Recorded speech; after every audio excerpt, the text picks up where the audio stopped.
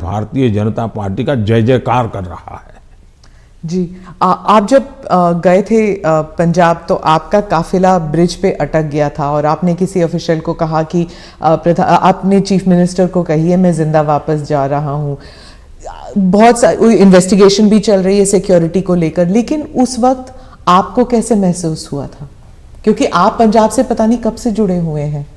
मैं इस पूरे नॉर्थ से पार्ट से मेरा बहुत निकट नाता रहा है। मैं पंजाब में बहुत रहा हूँ, मैं पंजाब की मेरा बड़ा नाता रहा है। मैं मेरी पार्टी का काम वहाँ करता था। मैं पंजाब के लोगों की जो वीरता है ना, मैंने देखी है।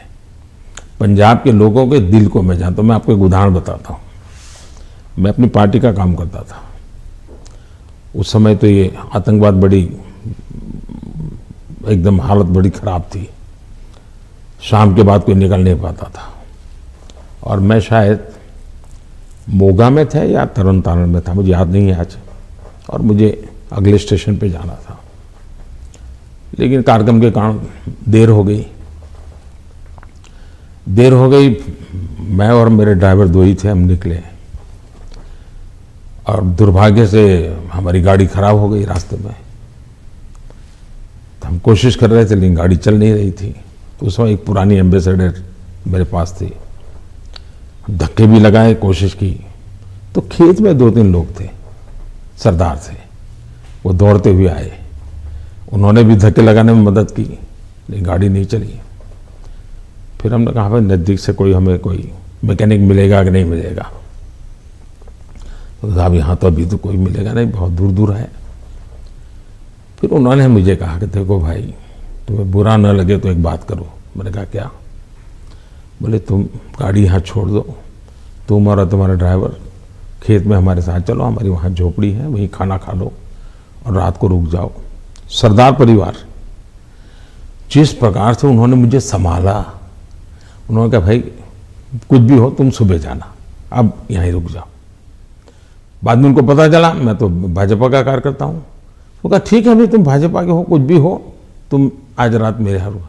मैं हैरान हूँ जी, खेत में उन्होंने अपनी जो छोटी सी जगह होती है उसमें रखा, मेरा खान पान की व्यवस्था की, और सुबह उनका बेटा जाकर के एक मैकेनिक को ले आया, गाड़ी ठीक की, और मैंने पंजाब का ये दिल देखा है जी। इन सरदारों के भावों को जानता हूँ मैं इतने। और मेरे तो गुजरात में, मेरे कच्छ में अंदर इतने मेरे परिवार हैं सरदार। मैंने जब लखपत में गुरुद्वारा का भूकंप में नुकसान हुआ था, मैं वहाँ गया देखने के लिए, मुझे बड़ा दर्द हुआ। तो मैं ऐसे ऐसे कारीगरों को लाया राजस्थान वगैरह बाहर से कि वैसा ही मुझे गुरुद्वारा बना के दो जो गुरु नानक देव जी के जहाँ चरण पड़े थे, बनाया दोबारा। आज कच्छ के अंदर जो हमारे सरदार परिवार है, बहुत बड़ी मात्रा में है, खेती करते हैं। जब वो इसका बात का वर्णन, उनकी आंखों में से आंसू आ जाता है जी। और मैं अभी कुछ दिन पहले भी एक वर्चुअल मीटिंग में मैंने उस गुरुद्वारा में सबसे बात की। मेरा इतना लगाव रहा है जी।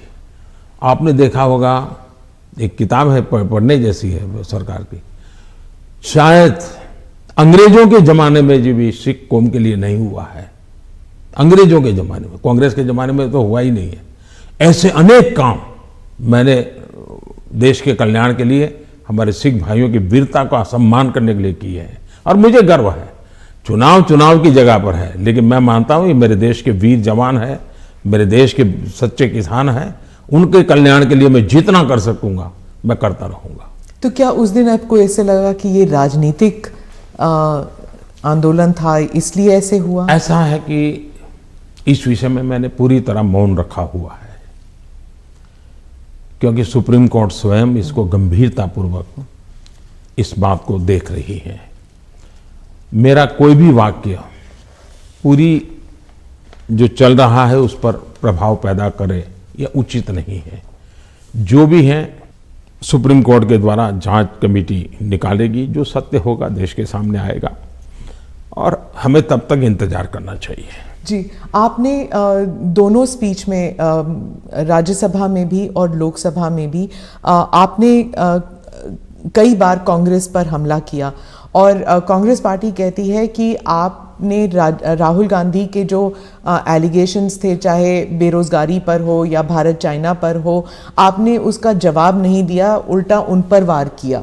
तो पहली बात यह है कि हमला करने वाली भाषा न मैं जानता हूं, न मेरी वो प्रकृति है, लेकिन तर्क के आधार और तथ्य के आधार पर सदन में मैं कोई बात बताऊं, वो मीडिया के लिए गरम गरम मसाला बनाने के लिए हमारा शब्द उपयोग होता होगा। हम हमला नहीं करते, हम संवाद करते हैं। वाद विवाद भी होता है, टोका टाकी भी होती है, और वो मुझसे मैं बहुत हंसते हुए इसको स्वीकार करता हूं। मैं इसके कारण मुझे कोई नाराजगी नहीं होती, और मैंने हर विषय के तथ्य दिए हैं, हर विषय को तथ्यों के आधार पर बात की है। कुछ विषयों पर सदन में हमारे विदेश मंत्रालय ने विस्तार से कहा है, कुछ विषयों पर हमारे रक्षा मंत्रालय ने विस्तार से कहा हुआ है, और कुछ विषयों पर जरूरी जहां था वहां मैंने भी कहा है। और इसलिए इस प्रकार से जो सुनते ही नहीं है, जो सदन में बैठते ही नहीं है, अब उनकी कमेंट पर मैं जवाब क्या दूंगा। आपने कहा कि आपने मन बना लिया है, 100 साल आप पावर में नहीं आना चाहते, तो मैंने भी मन बना लिया। आपने क्या मन बनाया? हमने मन बना लिया है कि अब राष्ट्र को हम उस बुराइयों की तरफ जाने नहीं देंगे। हम देश में जनहित के लिए जीने वाले, जनहित के लिए जूझने वाले, जनता जनार्दन के सपनों को पूरा करने वाली व्यवस्थाओं को ही बनाएंगे, उसी को बढ़ाएंगे, उसी को चलाएंगे, जरूरत पड़ेगी तो उसको साथ देंगे। यही हमारा रहेगा रास्ता। हम जो देश को तबाही के रास्ते पर ले जाने वाले जितने तरीके हैं वो नहीं आने देंगे। ANI के साथ बात करने के लिए धन्यवाद। बहुत बहुत धन्यवाद। नमस्कार।